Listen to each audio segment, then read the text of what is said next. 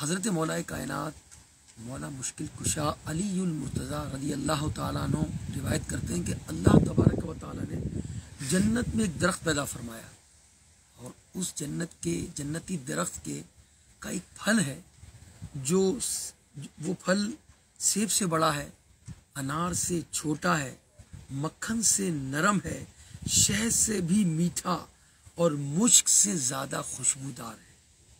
اس درخت کی شاخیں تر موتیوں کی اور تنے سونے کے اور پتے زبرجد کے، اور اس درخت کا پھل کون کھا سکے گا جانتے ہیں آپ؟ اس درخت کا پھل وہی کھا سکے گا جو نبی پاک صلی اللہ علیہ وسلم پر کثرت سے درود پاک پڑھے گا۔ مدنی چینل کے ناظرین اور سوشل میڈیا کے ناظرین، آپ بھی درود پڑھیں، آپ بھی پڑھیں، میں بھی پڑھتا ہوں۔ صلو علی الحبیب صلی اللہ علیہ وسلم۔